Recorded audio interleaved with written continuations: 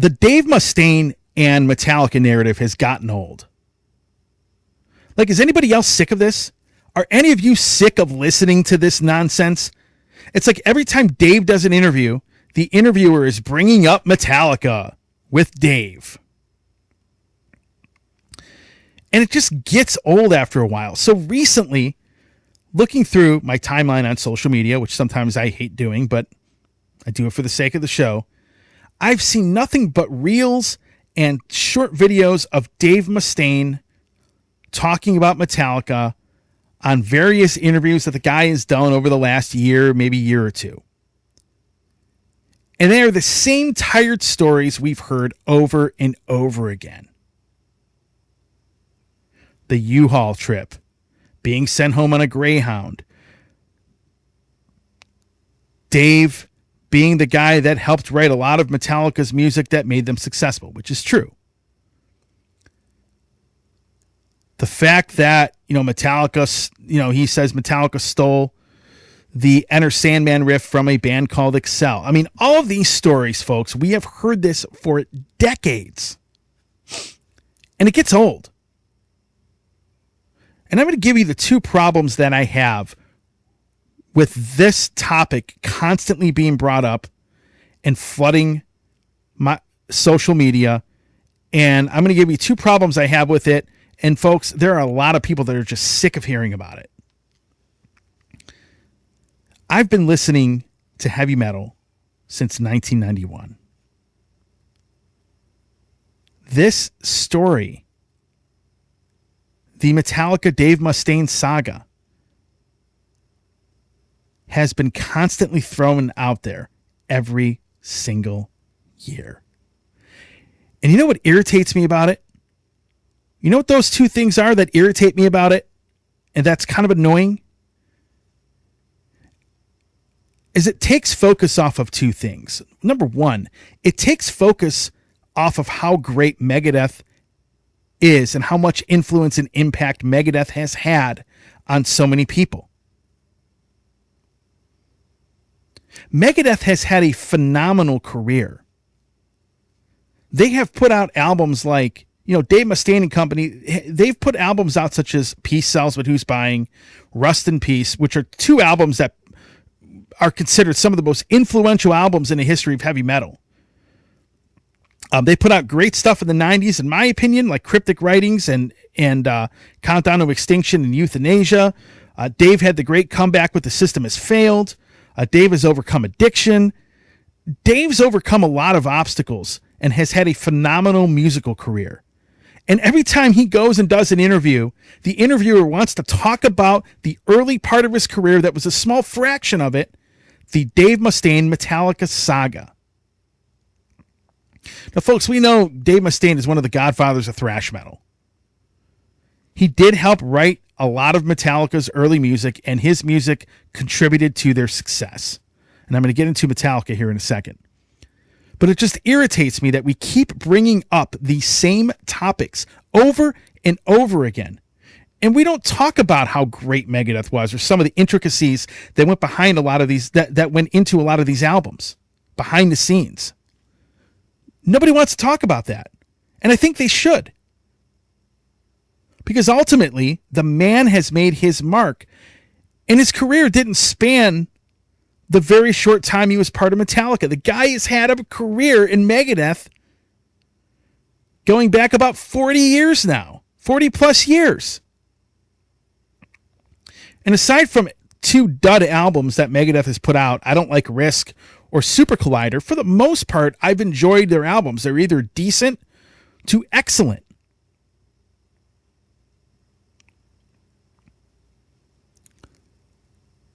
So it just takes focus off of what this guy has accomplished as a musician. Because we keep talking about something that is well documented and well known, and we keep regurgitating it and we keep beating a dead horse with it. I've interviewed Dave Mustaine 3 times in my life, all on my radio show. I brought up Metallica once, and that was it. Actually, he brought them up. And it wasn't even him talking smack about him. I don't remember exactly what that question was, but we were talking about songs that he wrote in the early days of Megadeth and song ideas and stuff. And he brought up, I don't remember what song it was. I'd like to see Set the World Afire. He was talking about writing the lyrics for that on the Greyhound bus ride, because we were talking about the album So Far So Good So What. But there's so many intricacies behind the making of all these great Megadeth albums. I mean, I would love to hear Dave talk about that instead of the same regurgitated Metallica nonsense that keeps getting brought up to him. The second thing, and the second major problem I have with this, is it also takes focus off of how well Metallica has marketed themselves, conducted their business, and how good of a job they've done in maintaining their relevancy, not only in the heavy metal world, obviously being the biggest heavy metal band of all time, but in the music world in general. So yeah, did Dave contribute to their early albums? Absolutely.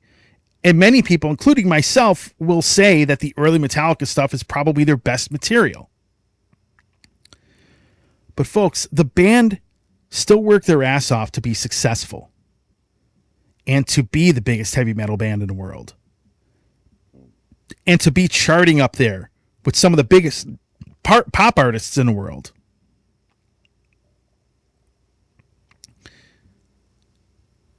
That is what they've done. And it takes focus because we're focusing too much on the early stuff, and we're not giving Metallica credit for what they've done with their career post Dave Mustaine being in the band. The awesome Super Deluxe box sets they are putting out. So overall, I think that it takes focus off of these things to keep bringing up and beating a dead horse with this subject, to keep asking. And I don't blame Dave Mustaine. I blame the interviewers, because Dave Mustaine's going to answer whatever question you give him. But these people keep bringing this nonsense up, and it gets irritating and it gets annoying. Now, some of you have asked me this question. Do I like the Metallica discography better, or do I like the Megadeth discography better? Admittedly, as a whole, I like the Megadeth discography better. And here's how I look at both of them. So with Megadeth, as I said before, I like pretty much all of their albums but two. I didn't care for Risk, obviously. Most people didn't like that album. And I didn't like the album Super Collider at all. It wasn't that it was like terrible, but it kind of bored me to tears. And I was not into that record at all. Other than that, I think Megadeth has put out an above average to excellent album every single album cycle. Now, a lot of you may disagree with me on that. Some of you might say, oh, I don't like anything after Rust in Peace or whatnot. I don't care. That's fine. This is my own personal preference. With Metallica, it's different for me. The first 5 Metallica albums, Kill 'Em All Through the Black album, I think are flawless. They're gold. They are incredible records. I'd put them up against anything any other heavy metal band has put out. And then the rest of their discography is extremely hit or miss. It's either mediocre or it just isn't very good. So like Load and Reload, actually, those aren't terrible records. There's a lot of filler on them. I think if you took the best songs off of both of those albums, you would have had a very good rock album. I don't hate those albums like most of the old school Metallica fans hate them. I think Saint Anger is terrible. I'm not a fan of the S&M albums, those live records with like the orchestra. I don't think they did a very good job with that compared to a lot of other bands. I don't like Death Magnetic. I thought the production sucked, and the master, obviously, being a victim of the loudness wars, I don't think that album was very good. Hardwired to Self-Destruct was decent.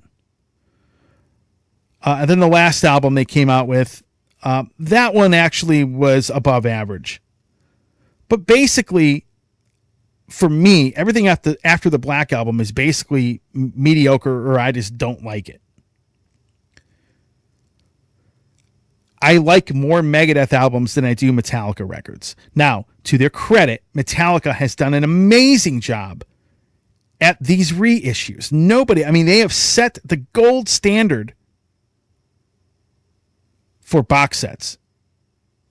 And not only that, but the other cool thing I like about Metallica, this is something people don't talk too much about. They obviously record all of the shows now that they play, and they release those shows. You can buy those shows on CD from their web shop on their website. Hey everybody, it's Tony here from the Metal Command Podcast. I appreciate you watching this program, and if you want to see more of what I offer on this show, please by all means hit the subscribe button, hit the little bell to be notified anytime I do post a video, follow me on any other social media outlet that you see this program, and again, I appreciate all of your support.